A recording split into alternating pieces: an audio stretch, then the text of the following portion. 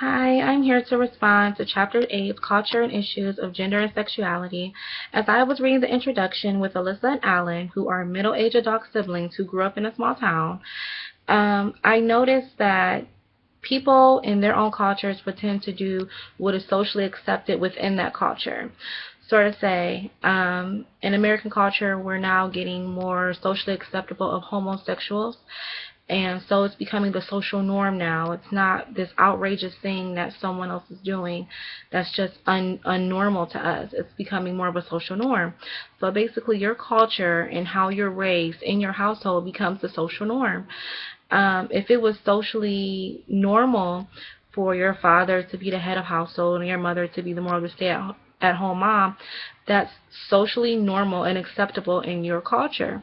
But in some cultures, as if my grandfather, not only was he kind of the breadwinner, but he came home and he cooked and he liked to clean. He also cut the grass.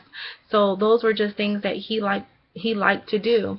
I was I grew up in more of an androgynous parent style type home where my parents really didn't share traditional gender roles, where it was like my mom did all the cooking and the cleaning and going to all the parent teacher conferences, and my dad went to work and was more of the disciplinarian. It was kind of vice versa. My dad still went to work, but he was not the disciplinarian. My mom was the disciplinarian, but my dad, he would also cook us dinner, or he would take us out to the park and play with us and kind of spend that time with us. Even though my mother and father were married, they didn't do those things because he had to share his time with me and my sister, but they just more so just shared the parent role. I also noticed that when it is more accepted in your culture to do something, you're more socially accepted to do it on your own. For example, the other young man who was mentioned in the introduction, Badal, that was from India, who moved to England. His parents noticed that he had a feminine manner and always spoken of wanting to be a girl. His parents did not scold him for that, but rather they accepted his behavior, and that helped him help others further in life.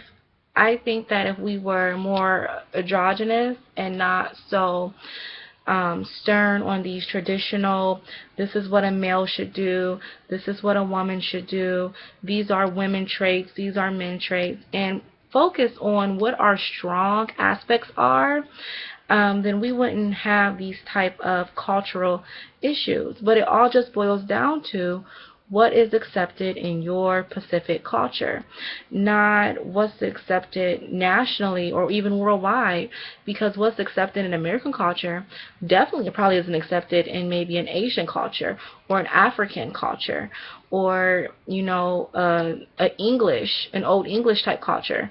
So and the same things, what we might think is unacceptable in their culture, they might feel as if some things that we do in our culture is unacceptably. Um, so I just wanted to touch base with that and just give you my view on what I feel the culture and issues of gender or sexuality was. Thank you.